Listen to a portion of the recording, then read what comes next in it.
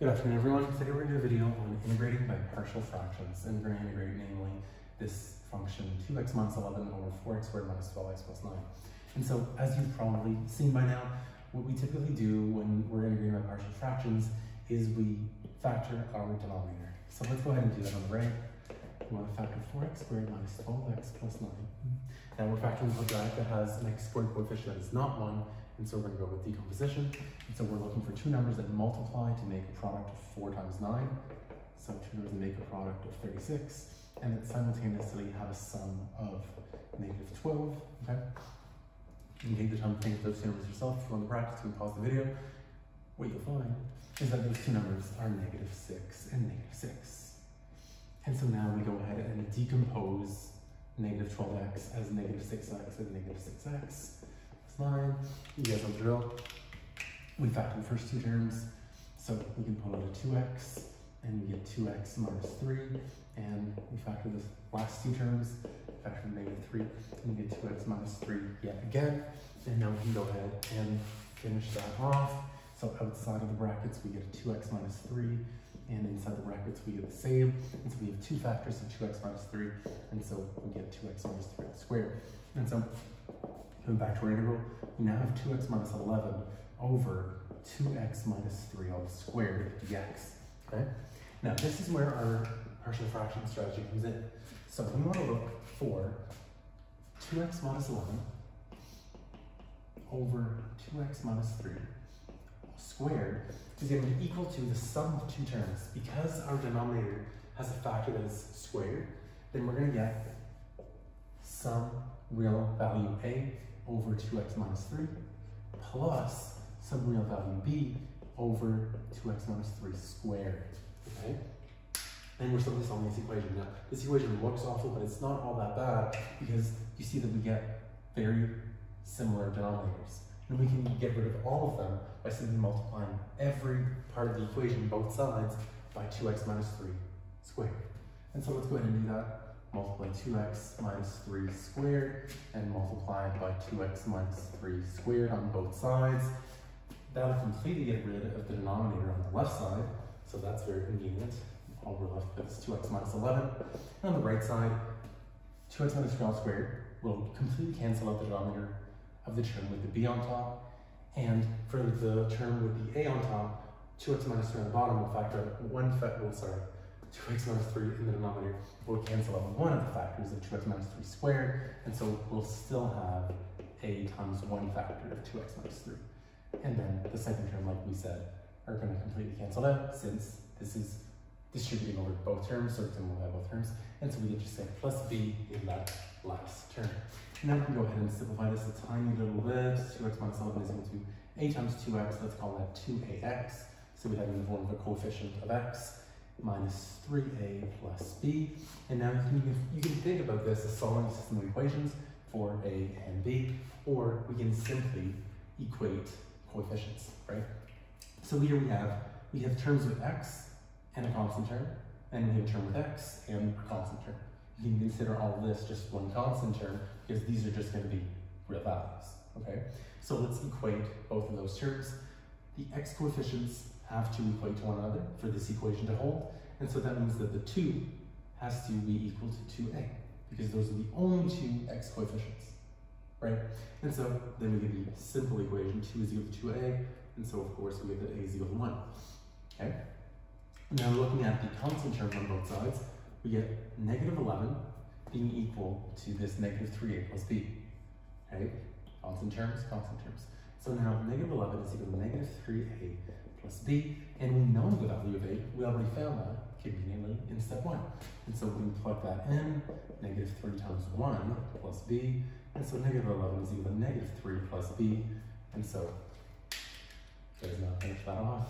Plus 3, negative 8 is equal to b. And so now there are two values for a and b, namely a is equal to 1 and negative a is equal to b, and so we can go back to our integral. So what we found is another way of writing this rational expression as the sum of two simpler terms, okay? Where the value is a is equal to 1, b is equal to negative 8 for the two numerators. And so we're going to write this as, we're going to have 1 over 2x minus 3 minus 8 plus negative 8, right? Which is minus 8 over 2x minus 3 all squared dx. Okay, now this is not maybe a one-step knockout to integrate, but this is much more manageable, let's say. And to finish it off, I'm going to remind you of a few things over here on the right. First off, that whenever we differentiate, let's say d dx of the ln of some function f of x, it's a lot of brackets, what we have is 1 over f of x, as I'm sure you can remember, times the derivative of f of x. So times f prime of x by the chain rule, okay?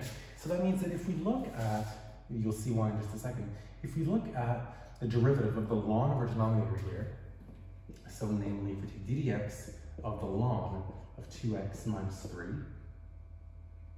like that, what we'll have is 1 over 2x minus 3 times the derivative of 2x minus 3, which is simply 2. So that's nice, that's just a scale factor multiple. And so we'll have, 2 over 2x minus 3. And so that means that if we want to integrate this term here, all we have to do is take the ln of the denominator and divide it by 2, knowing that the 2 would come back out. We don't want 2 on top, we simply want the 1. And so this term is going to be 1 over 2 times the ln, the absolute value, for details I won't get into, but we want the absolute value of 2x minus 3, because, well, it's actually very simple. We can't evaluate the ln of a negative value, and so we make sure the value that we're taking the ln of stays non-negative, okay? So absolute value of 2x minus 3. And then, I'll remind you of another one, that the derivative d dx of 1 over x, whoopsies, so sorry, that's horribly written, d dx of 1 over x, you might have done this before, I'll remind you, if you want to do this again for yourself, 1 over x can also be written as x to the negative 1. And so if you take the derivative of 1 over x, what we get is negative 1 over x squared. Okay. Another way we can think of d dx of x to the negative 1, which might be easier to think of using the power rule. And so this would be negative 1 multiplies out front, and the exponent drops down by 1, so we get negative 1 x to the negative 2, which is precisely negative 1 over x squared. That's what we have here. Okay.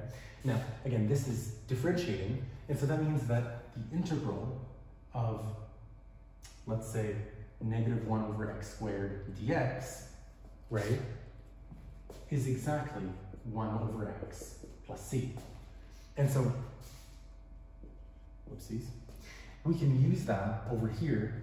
So the integral of, the 8 can come up front. So the integral of negative 8 over 2x minus 3 all squared is going to be something very, very similar. But we need to remember that if we were to differentiate 2x minus 3, so by the same token, if I were to take the derivative of, instead of 1 over x, let's do 1 over 2x minus 3, right? And what we'd really be doing is we'd be doing, so sorry, getting ahead of myself. We'd be taking the derivative of 2x minus 3 to the power of negative 1, right? Because 1 over 2x minus 3 is simply 2x minus 3 all to the power of negative 1, flipped over. And now if we want to do that, that's not too hard. That's going to be negative 1 times 2x minus 3 to the power of negative 2. But by the chain rule, we get an additional factor of, what's the derivative of 2x minus 3? Well, that's the 2, right? So times 2. And so we get negative 2 over 2x minus 3 squared, okay? Now that's very similar to what we have over here, right? Negative 2 over 2x minus 3 squared is the derivative of 1 over 2x minus 3, okay? Now, we want negative 8, okay? So that means that all we have to do is multiply that by 4, right? And so we're going to get plus let's do that in the same color, plus 4 times 1 over 2x minus 3, and so we'll have plus 4 over 2x minus 3, like that. And then, why am I?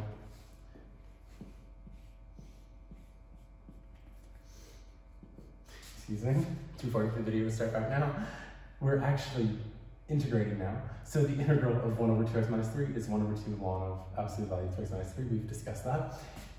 The integral of negative 8 over 2x minus 3, by what we just talked about, since the integral of negative 2 over 2x minus 3 squared would be 1 over 2x minus 3, since differentiating and integrating are opposites, then negative 8, we simply have to multiply negative 2 by 4 to get that desired result, and so we get plus 4 over 2x minus 3 as we integrate, and then let's not forget our plus c at the very end, and we're finally done.